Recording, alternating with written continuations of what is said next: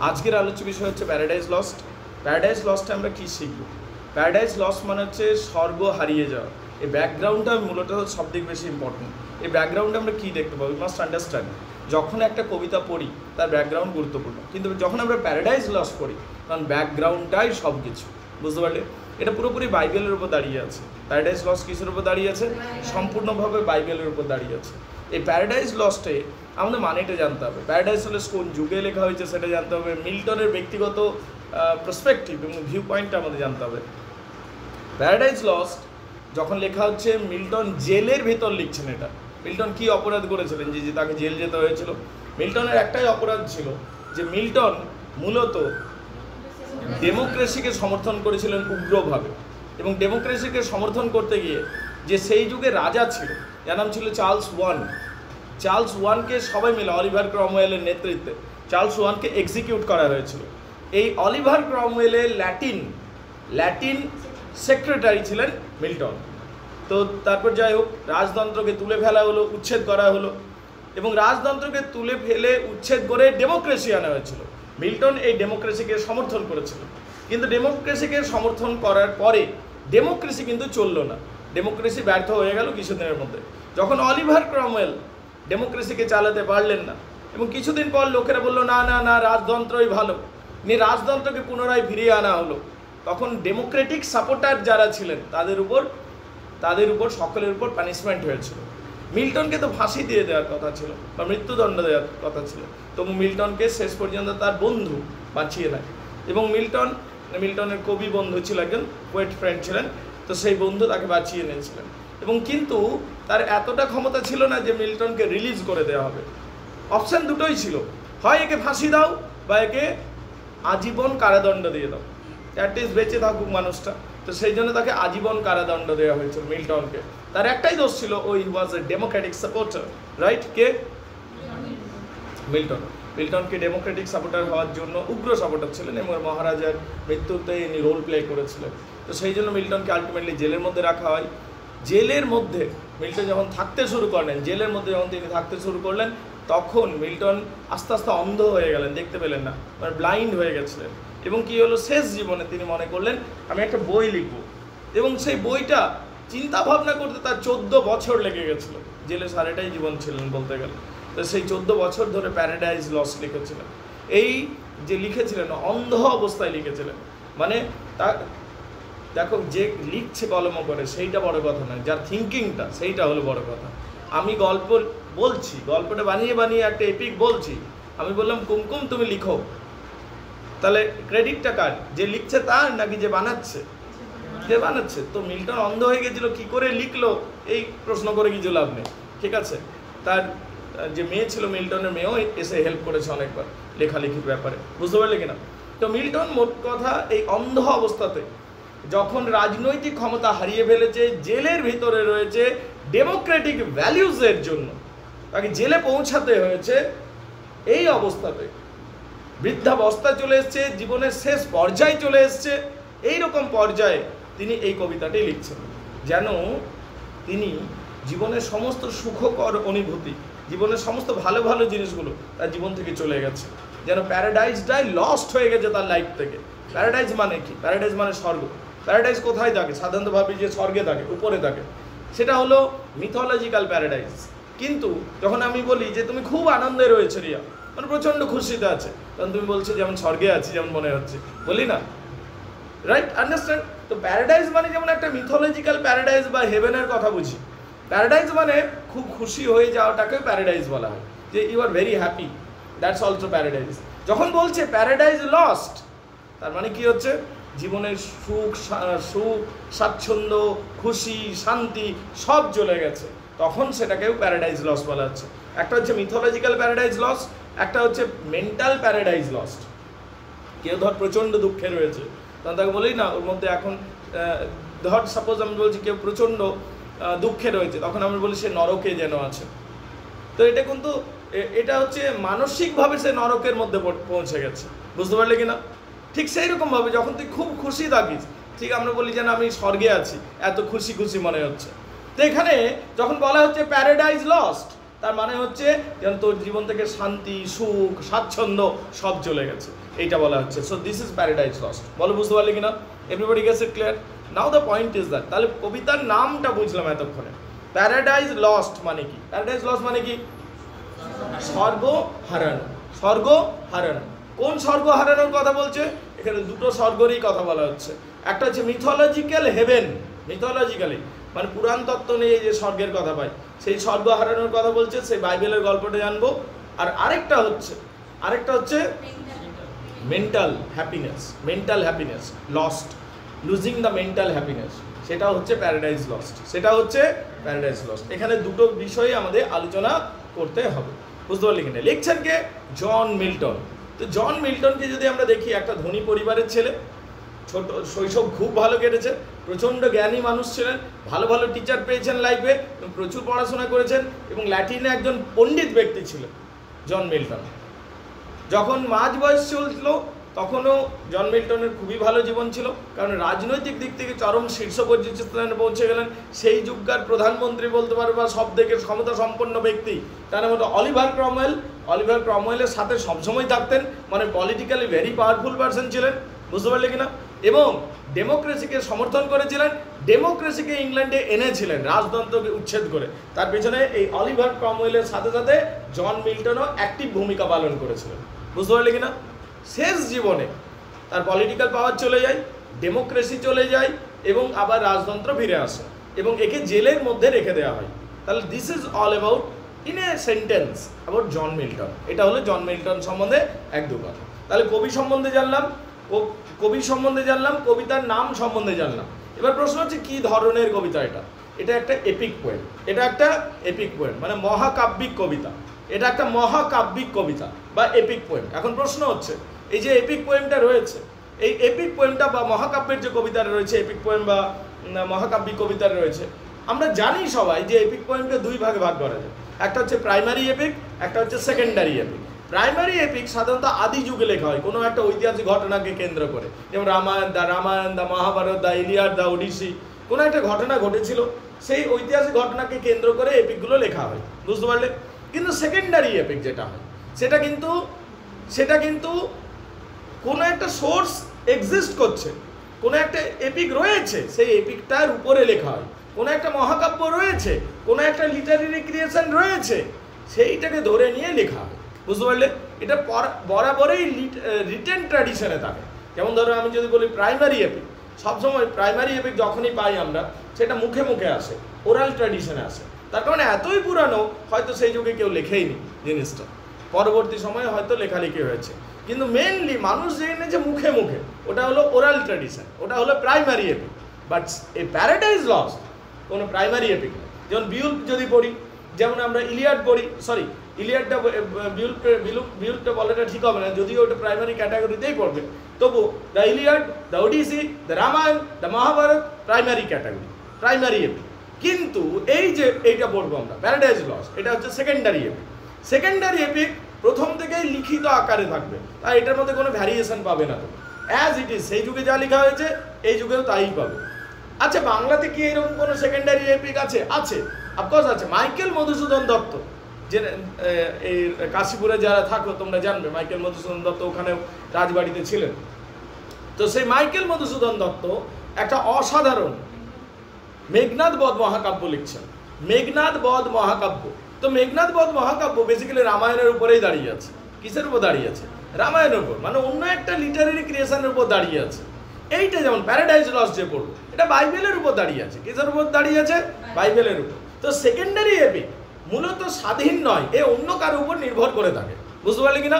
অন্য একটা বিখ্যাত লেখাজোখা থাকবে বা অন্য একটা লিজেন্ডারি ক্যারেক্টার থাকবে বা এস্টাবলিশ ফেমাস স্টোরি থাকবে, সেইটাকে একটা নতুন দৃষ্টিকোণ থেকে সামনে রাখা হলো সেকেন্ডারি এপিক, এবং এটা রিটেন ফরম্যাটে থাকে। তো এখানেও আমরা সেটা দেখতে পাবো, বলো বুঝতে পারলে কিনা? যদি দা হোলি বাইবেল পড়ি, বাইবেল যদি আমরা পড়ি, আমরা কি দেখতে পাই? বাইবেল যদি আমরা পড়ি, আমরা বরাবরই দেখতে পাবো যে বাইবেলের মধ্যে আমরা সবসময় দেখতে পাবো যে শয়তান হলো 100% খারাপ আর গড হলো 100% ভালো। এটা বাইবেলে দেখতে পাই। কিন্তু প্যারাডাইস লস্টে সেটা বলবে না। দেখবে প্যারাডাইস লস্টে এমন কিছু কথা বলবে যেখানে মনে হবে, প্যারাডাইস লস্ট যেটা মিল্টনের লেখা, যেখানে মনে হবে তোমার যে শয়তান ততটাও খারাপ নয়, মানে শয়তানের নেগেটিভ সাইডটাকে কম করে দেখানোর চেষ্টা করা হবে এই প্যারাডাইস লস্টে। যেমন যদি আমরা রামায়ণ পড়ি,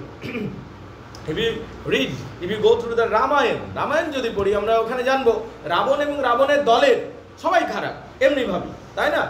এমনি তো ভাবি যে রাবণের দলে যতজন আছে সব খারাপ, রাইট? কারণ রাবণের বংশধর, রাইট? কিন্তু মেঘনাদ বধ মহাকাব্য যদি পড়ি, সেখানে কিন্তু আমরা দেখতে পাবো মেঘনাদ কিন্তু খারাপ নয়। মেঘনাদ ইনফ্যাক্ট খুব ভালো, ঠিক আছে? মেঘনাথের নামই তো ইন্দ্রজিৎ, তাই না? ইভেন দেখবে আমরা রাবণের দলে নই কোনো দিন, আমরা রামের দলে, কিন্তু আমাদের মাঝে মধ্যে নাম ইন্দ্রজিৎ নাম থাকে কিন্তু, তাই না? থাকে কি না? তো দ্য পয়েন্ট ইজ দ্যাট একটা দৃষ্টিকোণ থেকে ডিফার করবে, একটা ট্র্যাডিশনাল বা তথাকথিত একটা দৃষ্টিকোণ থাকবে, সেখান থেকে একটা অন্য ভিউ পয়েন্টকেও প্রেজেন্ট করা হয় সেকেন্ডারি এফেক্টে। এখানে বাইবেলে যেরূপভাবে শয়তান বুঝি আমরা বাইবেলে, এখানে প্যারাডাইস লস্ট সেইভাবে শয়তান নয়। ইনফ্যাক্ট এখানে প্যারাডাইস লস্ট বলতে গেলে শয়তানকে একটা বলতে গেলে ট্র্যাজিক হিরোর রূপ দেওয়ার চেষ্টা করেছে। শয়তান এখানে একটা হিরো, ট্র্যাজিক হিরোর মতো, বুঝতে পারলে? তবে প্যারাডাইস লস্টে যদি আসল হিরোর কথা বলি, কে আসলের, তাহলে অ্যাডাম। এখানকার আসল হিরোকে অ্যাডাম। কিন্তু যেহেতু পুরো কবিতাটা আমাদের কোর্সে নেই, তাহলে অ্যাডাম পর্যন্ত যাওয়াও হবে না, শুধু শয়তান পর্যন্তই যাওয়া হবে, বুঝতে পারলে কিনা? যেহেতু এতটা আমাদের কোর্সে নেই। নাহলে আসল যদি হিরো দেখতে যাস, মানে পুরো, যেমন ধর কোনো একটা সিনেমা চালু হয়েছে, আমি বললাম ওই সিনেমাটা পুরো মারপিটের সিনেমা, অ্যাকশন মুভি, কিন্তু তুই 2 মিনিট দেখলি সিনেমাটা, দেখে নে উঠে চলে এলি, বলি স্যার সিনেমা তো মারপিট তো দেখতে পেলাম না। ঠিক ব্যাপারটা ওই রকম হচ্ছে। আমরা 600 লাইন পড়ে আর কি উদ্ধার করব?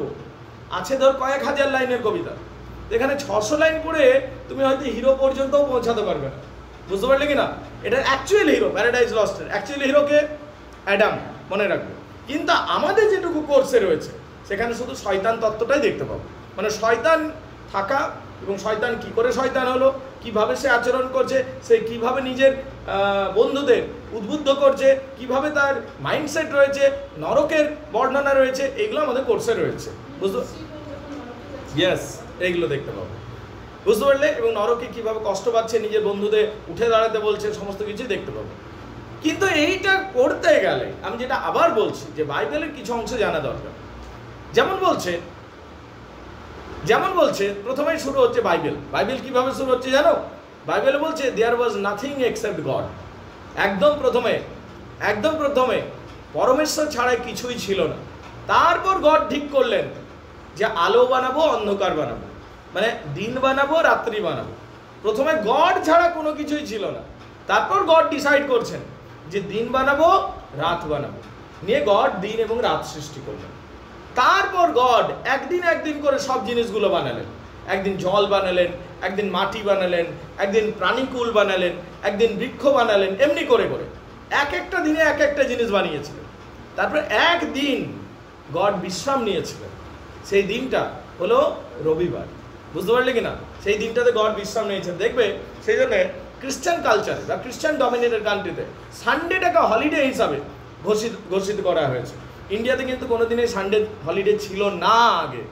ব্রিটিশরা যখন আসে তখন তাদের কালচার অনুযায়ী এখানে হলিডেটা সানডে সেলিব্রেটেড হতে থাকে।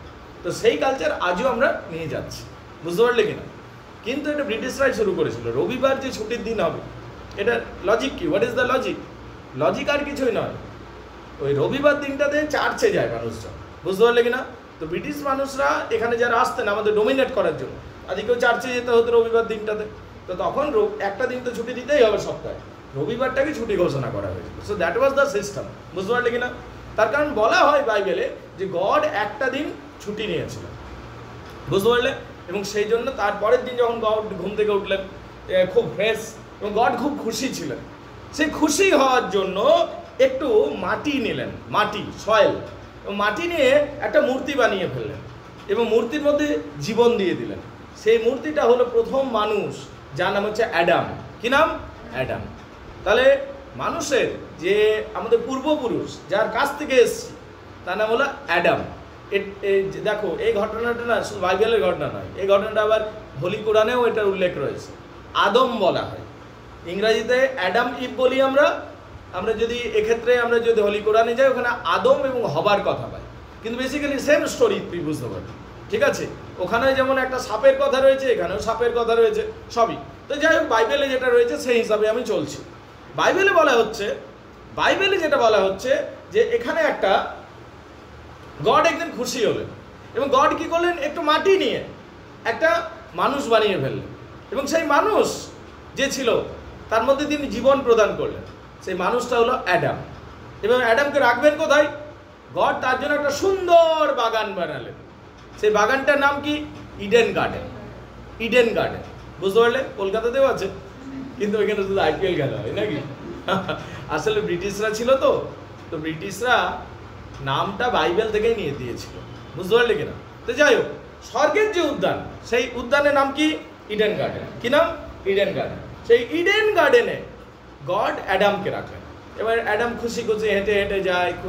ওখানে অন্যান্য প্রাণীরাও রয়েছে, শুধু অ্যাডাম একা থাকে না, অন্যান্য বিভিন্ন প্রাণী, হরিণ, পাখি, সব কিছু রয়েছে। তো ওখানে অ্যাডাম ঘোরাফেরা করে, কিন্তু গড ভাবলো এই বড় নিঃসঙ্গ অনুভব করছে, তো এর জন্য একটা আমি নারী বানাই। তা অ্যাডামের পাঁজরের হাড় নিয়ে, একদিন অ্যাডাম ঘুমাচ্ছিল, তার দেহের কিছুটা মাটি আর একটা হাড় নিয়ে আরেকটা মানুষ বানালেন, যে অ্যাডামের থেকে শারীরিক দিক থেকে দুর্বল ছিল, শারীরিক দিক থেকে গায়ের জোর থেকে দুর্বল ছিল, কিন্তু অ্যাডামের থেকে বেশি সুন্দর ছিল দেখতে, বুঝতে পারলে কিনা। এবং এর মধ্যে আরও অনেক কিছু গুণ ছিল। এই যে মানুষটিকে বানানো হলো, এ হলো প্রথম নারী, এর নাম হচ্ছে ইভ। এর নাম হচ্ছে ইভ, বা একে বলা হয় হবা, বুঝতে পারলে কিনা।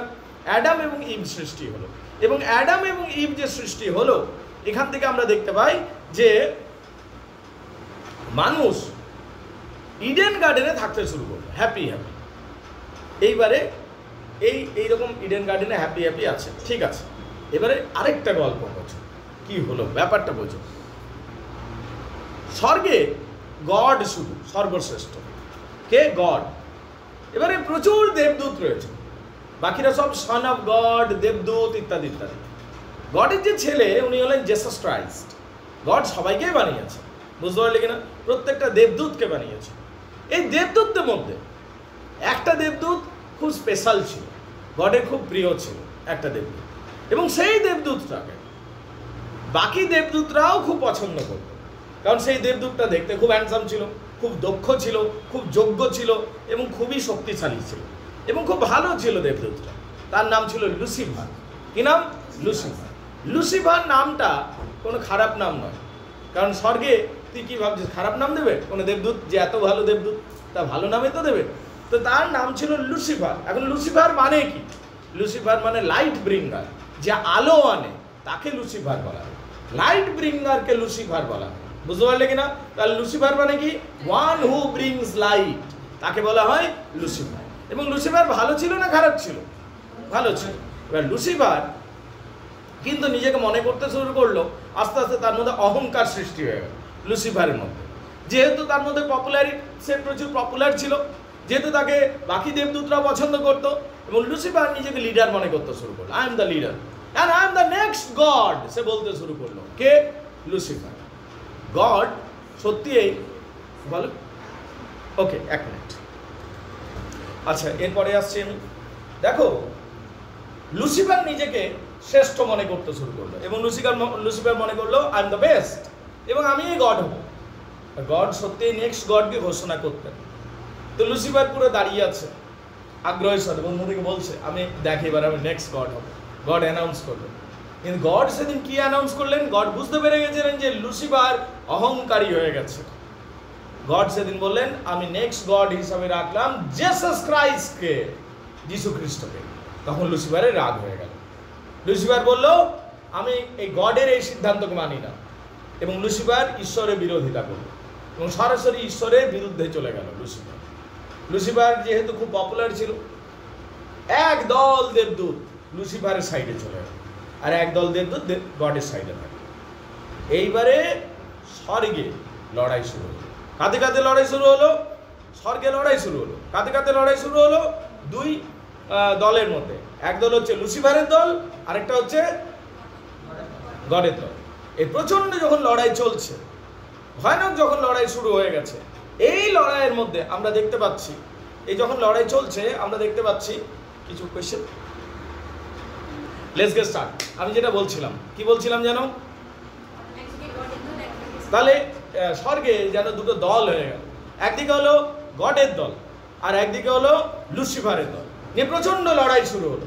যখন এই লড়াই শুরু হলো, শেষ পর্যন্ত আমরা দেখতে পেলাম যে সেখানে গড বিভিন্ন অ্যাঞ্জেলকে পাঠাচ্ছে এবং শেষ পর্যন্ত লুসিফার পরাজিত হচ্ছে। লুসিফার যখন পরাজিত হচ্ছে, তখন লুসিফার এবং তার দলের সমস্ত সদস্যকে গড পানিশ করছেন। এবং গড কি করছেন? তাদেরকে চেনে করে বাঁধছেন, শক্ত চেনে, যেটা কোনোদিন ছেঁড়া যাবে না, সেই রকম চেনে বাঁধছেন। তাদের সবার দেহে আগুন লাগিয়ে দিচ্ছেন এবং তাদের ছুঁড়ে ফেলে দিচ্ছেন স্বর্গ থেকে। কোথায় পড়ছে? নরকে। নরক বলে কোনো ছিল না আগে, গড নরক বানাচ্ছেন এদিকে শাস্তি দেওয়ার জন্য। এবার যখন ওরা স্বর্গ থেকে মাটিতে পড়ছে, 9 দিন 9 রাত্রি উপর থেকে পড়তে মাটিতে সময় লেগেছে, তারপর ওরা নরকে পৌঁছে যাচ্ছে। নরক কেমন এক জঘন্য জায়গা, একটা ভয়ঙ্কর জায়গা, চারিদিকে শুধু আগুন জ্বলছে, আগুনের বন্যা রয়েছে এবং মাটিতেও সালফার রয়েছে, চারিদিকে ধোঁয়া রয়েছে, আগুন রয়েছে এবং সেইখানে এরা এসে পড়ছে। এরা যখন সেই মাটিতে এসে পড়ছে, এরা কাতরাচ্ছে, কষ্ট পাচ্ছে। লুসিফার নিজে পুড়ে ভয়ঙ্কর ভূতের মতো হয়ে যাচ্ছে, প্রত্যেকটা দেবদূত ভূতের মতো হয়ে যাচ্ছে, প্রত্যেকটা দেবদূত রাক্ষস দৈত্যের মতো হয়ে যাচ্ছে। এবং এখানে আমরা দেখতে পাচ্ছি যে শয়তান নিজেও কষ্ট পাচ্ছে, আর বাকি বন্ধুদের, তার সঙ্গীরা যারা ছিল, তার যেমন বিশ্বস্ত একটা সেনাপতি নাম ছিল বেলজিবাব। কি নাম ছিল? বেলজিবাব। সে বেলজিবাব যে ছিল, তাকে সে অ্যাড্রেস করছে, সে বলছে যে তুমি আমার সেই লয়ের বন্ধু যে আমার সাথে ছিলে, সুখের সময় ছিলে, তুমি কতটা লয়াল যে আমার দুঃখের সময় দুঃখ ভাগ করে নিতে এসছো। এইভাবে নিজে বন্ধুদেরকে অ্যাড্রেস করছে। শয়তান উঠে দাঁড়াচ্ছে এবং সকলকে বলছে তোমরাও উঠে দাঁড়াও, আমাদের হারানোর কিছু নেই, আমরা ওয়ার্স্ট, সব থেকে খারাপ পরিস্থিতিকে দেখে নিয়েছি, চলো আমরা উঠে দাঁড়াবো। এবং গড যদিও যুদ্ধে জিতে গেছে, কিন্তু আমাদের মনে যে ঘৃণা রয়েছে, সেই ঘৃণাটাকে কোনোদিন জিততে পারবে না। হোয়াট দো দ্য ফিল্ড ইজ লস্ট, তাতে কি যদি আমরা ফিল্ডটাকে লস্ট করেছি, everything all is not lost, সব কিছু তো হারিয়ে যায়নি। উই শুড স্ট্যান্ড আপ, আমাদের উঠে দাঁড়াতে হবে এবং আমরা আরো লড়াই করব, ফাইট করব। এটা গডের এগেনস্টে বলছে লুসিফার। এইবার আর লুসিফার থাকছে না, ওইবার কি হয়ে যাচ্ছে? শয়তান হয়ে যাচ্ছে। কি হয়ে যাচ্ছে? শয়তানে পরিণত হচ্ছে। Everybody gets it clear? এখানে আমরা দেখতে পাচ্ছি যে শয়তান নিজের সমস্ত সঙ্গী সাথীদের, কম্পেনিয়নসদের, কমরেডসদের উঠে দাঁড় করাতে বলছে এবং সবাইকে উদ্বুদ্ধ করছে। শেষ পর্যন্ত তার সমস্ত সঙ্গী সাথীরা উদ্বুদ্ধ হয়ে যাচ্ছে। এবং sorry for the interruption, okay fine, now the point is that, এবারে পয়েন্ট হচ্ছে, okay guys, sorry for the interruption again, let's get start. এখন পয়েন্ট হচ্ছে যে এখানে আমরা দেখতে পাচ্ছি লুসিফার উঠে দাঁড়াচ্ছে এবং শয়তানের রূপ নিচ্ছে এবং লুসিফার সকলের সামনে সকলকে উদ্বুদ্ধ করছে। লুসিফারের স্পিচ শুনে সমস্ত সঙ্গী সাথীরা উঠে দাঁড়াচ্ছে এবং সবাই মাটি খুঁড়তে শুরু করছে। ওটা তো পাতালের ভেতর মাটি খুঁড়তে শুরু করছে। তুই যদি পাতালের ভেতরে কুড়িস কি পাবি? ওখানে তুই মিনারেলস পাবি বিভিন্ন ধরনের, ওখানে বিভিন্ন ধরনের মিনারেলস পাওয়া যাচ্ছে। আর কি পাওয়া যাচ্ছে? বিভিন্ন ধরনের মিনারেলস পাওয়া যাচ্ছে, আর পাওয়া যাচ্ছে প্লাস্টার, মানে সিমেন্ট পাওয়া যাচ্ছে, প্লাস্টার অফ প্যারিস বলি না, সিমেন্ট পাওয়া যাচ্ছে, আর বিভিন্ন ধরনের ধাতু পাওয়া যাচ্ছে, সেগুলো দিয়ে তারা আবার অস্ত্র বানাচ্ছে। গোল্ড পাওয়া যাচ্ছে, সোনা পাওয়া যাচ্ছে এবং প্লাস্টারগুলো দিয়ে তারা নিজেদের মহল বানাচ্ছে। ওরা বলছে এই নরকটাকেই আমরা স্বর্গের মতো বানাবো এবং এইটাই আমাদের নতুন রাজ্য হবে। এবং তারা এইভাবে উঠে দাঁড়াচ্ছে, সঙ্গবদ্ধ হয়ে যাচ্ছে। অনেক দিন পর শয়তান বেরিয়ে আসবে এখান থেকে, কিন্তু শয়তান মানে গড দ্য লুসিফারই তো শয়তান আর কি। লুসিফার অনেকদিন পর বেরিয়ে আসবে, কিন্তু এখন তার লুসিফার নয়, এখনো শয়তান হয়ে গেছে। ঠিক আছে, লুসিফার মানে পজিটিভিটি ছিল, আর শয়তান যখন হয়ে গেছে আর পজিটিভিটি নেই কিছু, বুঝতে পারলে কিনা? তো এই শয়তান যখন বেরিয়ে আসছে, ও চাইছে আমি গডের উপর বদলা নেব, কিন্তু এতটা তার ক্ষমতা নেই যে গডের উপর বদলা নেব। তো যখন ও গডের উপর বদলা নিতে পারছে না, তখন লুসিফার ঠিক করছে যে গডের যে প্রিয় যারা, তাদের উপর আমি বদলা নেব। আর প্রশ্ন হচ্ছে গডের প্রিয় কে? অ্যাডাম এবং ইভ। তখন বলছে আমি তাহলে অ্যাডাম এবং ইভের উপর বদলা নেব। এবার অ্যাডাম ইভ থাকে কোথায়? অ্যাডাম ইভ কোথায় থাকে? স্বর্গের মধ্যে থাকে। ইডেন গার্ডেন বলে একটা গার্ডেন আছে, সেই ইডেনে থাকে, বুঝতে পারলে কিনা? এবারে এই ইডেনে ঢুকতে পারবে না, ও ময়ূরকে দেখতে পাচ্ছে, ময়ূরকে বলছে যে আমাকে নিয়ে চল। ময়ূর বলছে না, তোমার উদ্দেশ্য খারাপ, আমি তোমাকে নিয়ে যাব না। তারপর সাপকে দেখতে পাচ্ছে, এরা সবাই ইডেনে ছিল, বুঝতে পারলে কিনা? তো সাপকে বলছে যে আমাকে নিয়ে চল। সাপ বলছে ঠিক আছে, আমার মুখে বসে যাও তুমি। শয়তান সাপের ভিতরে ঢুকে যাচ্ছে, নিয়ে সাপের মধ্য দিয়ে ইডেনে প্রবেশ করছে। সেই জন্য সার্পেন্ট কথাটা পাবো। স্নেক মানে সাপ, আর সার্পেন্ট মানেও সাপ। তাহলে এই সার্পেন্টের মধ্য দিয়ে, সার্পেন্টের ভিতরে লুসিফার ঢুকে যাচ্ছে, শয়তানটা ঢুকে যাচ্ছে, নিয়ে ইনফার্নাল সার্পেন্ট, নরকের সাপে পরিণত হলো সেই সাপ। সেই সাপের মধ্য দিয়ে শয়তান ঢুকে যাচ্ছে। কোথায় ঢুকে যাচ্ছে? গার্ডেনটাতে, ইডেনে। প্রথমে অ্যাডামকে দেখতে পাচ্ছে, অ্যাডামকে ডাকছে, অ্যাডামকে বলছে অ্যাডাম তুমি কেমন আছো, দেখো ওইখানে যে একটা গাছ রয়েছে, সেই গাছের ফলটা খুব সুস্বাদু, সেই ফলটা খেয়ে নাও। গড অ্যাডাম এবং ইভকে সব কিছু করতে বলেছিল ওই গার্ডেনের মধ্যে, শুধুমাত্র জ্ঞান বৃক্ষের ফল খেতে বারণ করেছে। একটা গাছ ছিল, ওটা ফরবিডেন ট্রি বলা হতো, ওই গাছের ফল যেন না খাই, শুধু এইটুকু বলেছিল। ব্যাস, শুধু এইটুকুই তো বাধা ছিল যে জ্ঞান বৃক্ষের ফলটা খাওয়া যাবে না, ব্যাস, দ্যাটস অল। গড শুধু একটাই তো বাধা দিয়েছিল, কিন্তু কি করলো না, এই সাপ প্রলুব্ধ করতে লাগলো। সিডিউস কথাটা ব্যবহার করা হয়েছে, প্রলুব্ধ করতে লাগলো কাকে? অ্যাডামকে, যে তুমি ওই জ্ঞান বৃক্ষের ফলটা খেয়ে নাও। ফরবিডেন ট্রি বলা হয় এবং ফলটাকে ফরবিডেন ফ্রুট বলা হয়। ফরবিডেন মানে নিষেধ, নিষেধ গাছের ফল আর নিষেধ গাছের বৃক্ষটা। বলছে ওই গাছের ফলটা খেয়ে নাও, ওটাই তো সব থেকে বেশি টেস্টি, ওটাই তো সব থেকে বেশি ডিলিশিয়াস, তুমি ওই ফলটা খাওনি, গড তোমাকে আসল জিনিসটাই দেয়নি, এমনি বলছে।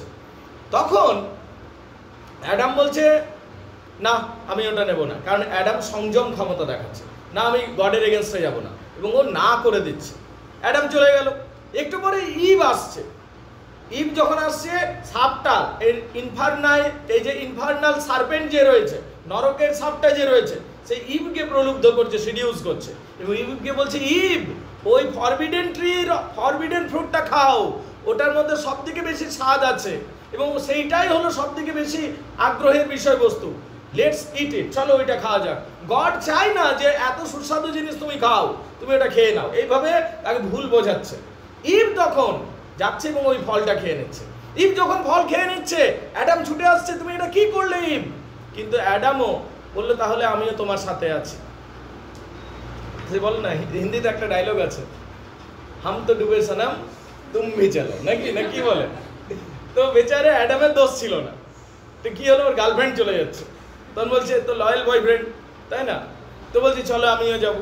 তো কে যাচ্ছে? অ্যাডামও যাচ্ছে। গড এর এই ফল খাওয়ার পর এদের মধ্যে একটা লজ্জাবোধ সৃষ্টি হচ্ছে। কি সৃষ্টি হচ্ছে?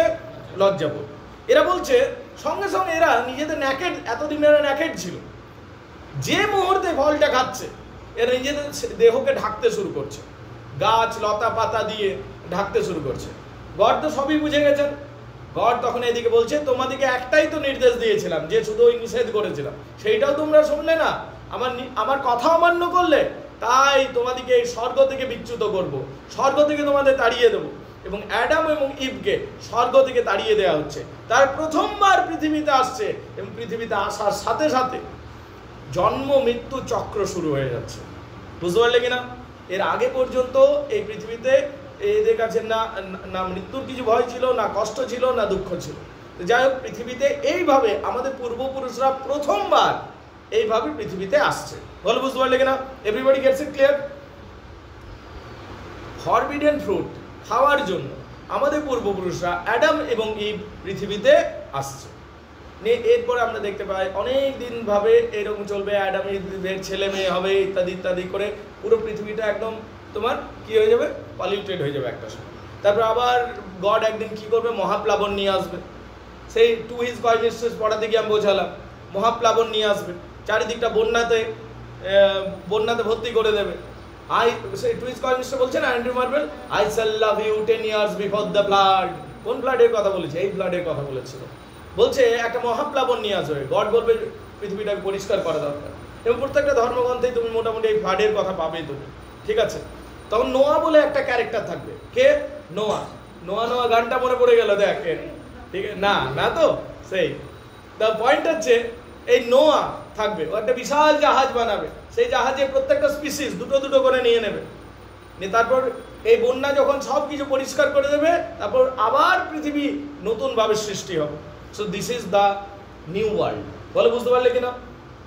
এরপরে আমরা যদি আরো গল্প পাই, আমরা প্যান্ডোরা স্টোরিগুলো পাবো, এইভাবে রয়েছে। বাট এইটুকু আমাদের সাফিসিয়েন্ট এই কবিতার ব্যাকগ্রাউন্ড বুঝবার জন্য, বুঝতে পারলে? এবার কবিতাটাকে লাইন বাই লাইন বোঝা যাক, কয়েকটা লাইন, তাহলে তুমি বুঝতে পারবে। Let's get start guys. কয়েকটা লাইন পড়িয়ে দিচ্ছি, তাহলে তোমরা বুঝতে পারবে ব্যাকগ্রাউন্ডটা কতটা রিলিভেন্ট, বুঝতে পারলে গাইস? পড়বো হয়তো অনেকটাই, রেকর্ডিংয়ে এতটা যাবে না, ঠিক আছে? কারণ এমনিতেই 30 মিনিটের উপরে হয়ে গেছে রেকর্ডিংটা। কেন রেকর্ডিংটা করিয়ে দিচ্ছি? তার কারণ পরবর্তী সময় যদি ভুলে তুলে যাও, please please please sit down, ঠিক আছে? পরবর্তী সময় যদি ভুলে তুলে যাও, তাহলে একবার এটা দেখে নেবে, 2x স্পিডে দেখবে, জিনিসগুলো মনে পড়ে যাবে। 1.5 স্পিডে দেখবি, ক্লিয়ার হয়ে যাবে, বুঝতে পারলি কিনা? শুরু হলো। অফ ম্যানস ফার্স্ট ডিসঅবিডিয়েন্স, মানুষের প্রথম অবাধ্যতা। অফ ম্যানস ফার্স্ট ডিসঅবিডিয়েন্স, মানুষের প্রথম অবাধ্যতা। তাহলে কোন অবাধ্যতার কথা বললে, বুঝতে পারলে? কোন অবাধ্যতা? ওই যে ফল খাওয়ার অবাধ্যতা, মনে আছে? সেই মানুষ ফলগুলো খেয়ে দিল, অ্যাডাম এবং ইভ, সেই অবাধ্যতার কথা বলছে। অফ ম্যানস ফার্স্ট ডিসঅবিডিয়েন্স, মানুষের প্রথম অবাধ্যতা।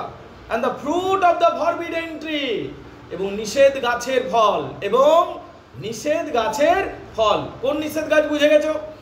তাহলে মানুষের প্রথম অবাধ্যতা এবং নিষেধ গাছের ফল। হুজ মর্টাল টেস্ট, যার মরণশীল স্বাদ। ব্রড ডেথ, মৃত্যুকে এনেছিল। ইনটু দ্য ওয়ার্ল্ড, এই পৃথিবীতে মৃত্যু এনেছিল। তাহলে কি হচ্ছে?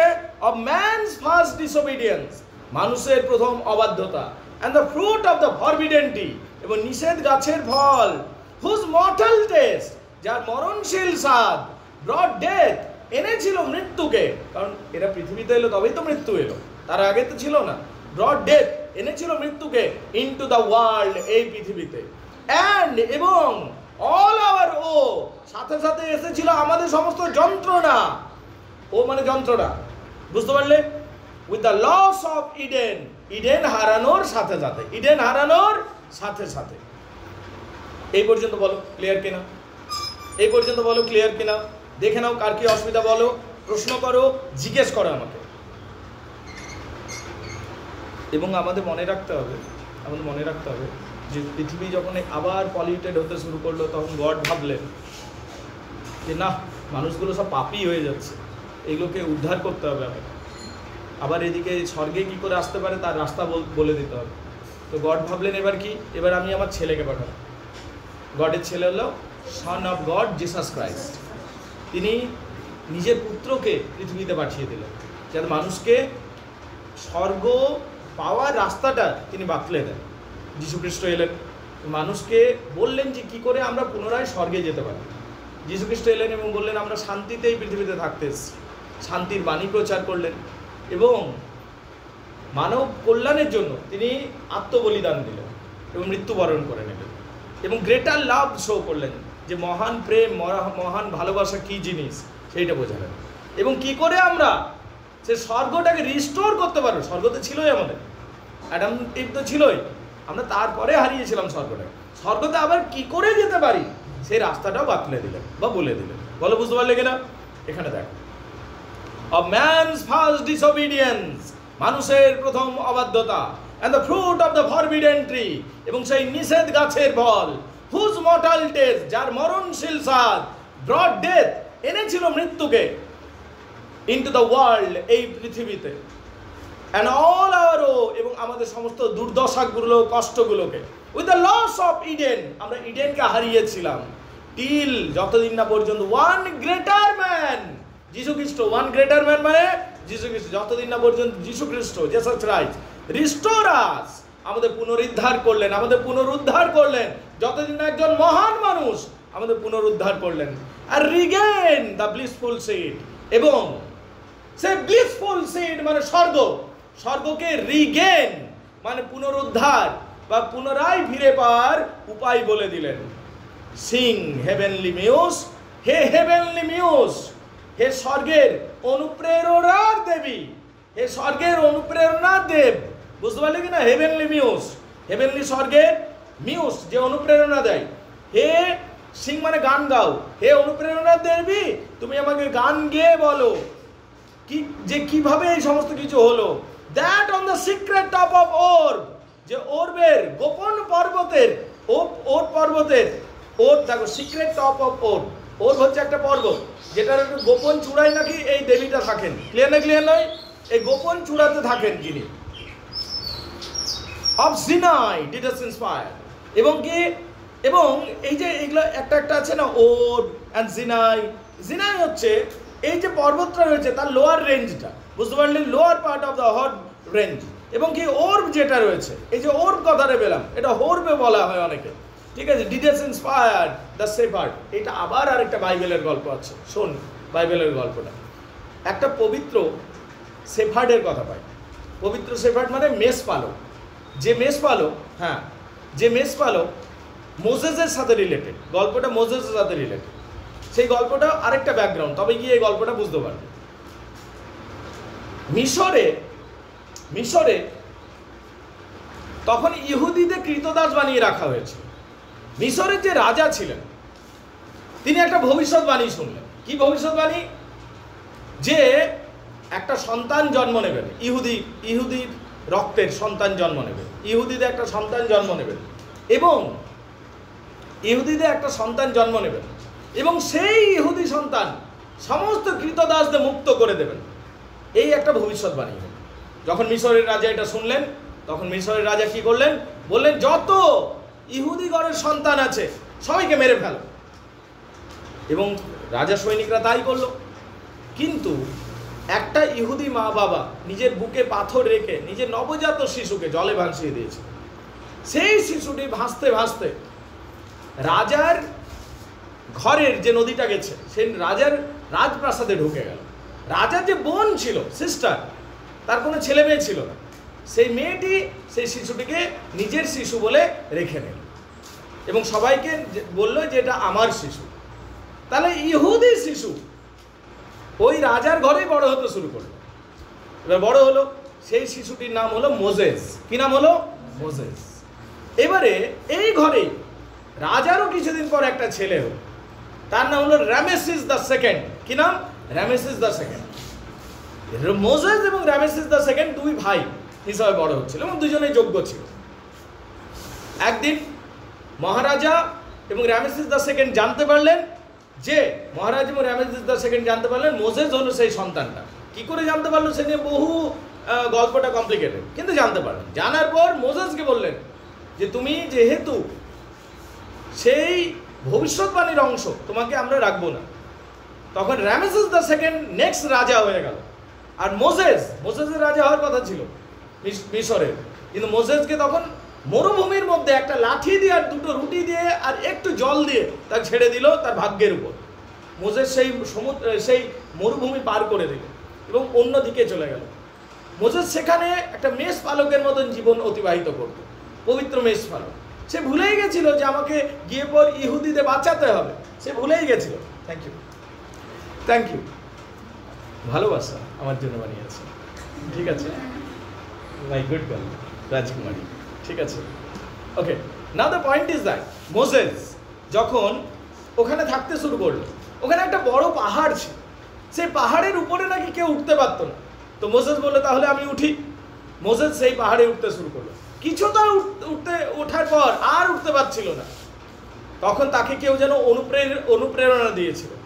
এখানে সেই মিউসের কথা বলছে যে অনুপ্রেরণা দেবী একদিন এক পবিত্র শেফার্ডকে অনুপ্রেরিত করেছিল এবং চূড়াতে উঠতে সাহায্য করেছিল।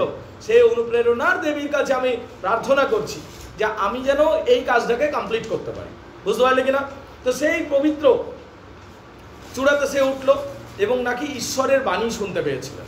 বুঝতে পারলে? যেটাকে 10 কমান্ডস নামে ঈশ্বর বাণী শুনতে পেয়েছিলেন। এবং ঈশ্বর তাকে বললেন, 10 কমান্ডসে পরে আসবে, ঈশ্বর তাকে বললেন মোজেসকে, যাও, তুমি তোমার লক্ষ্য থেকে বিচ্যুত হবে না, তুমি ওই ইহুদিদের তুমি মুক্ত করো।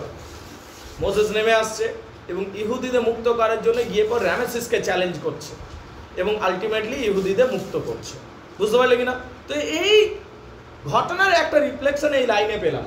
বুঝতে পারলি কিনা? এখানে কি বলছে দেখ, জায়গাটা বলছে, আবার বলছে, with the loss of Eden till one greater man, এই one greater man যিশু খ্রিস্ট। বুঝতে পারলে কিনা?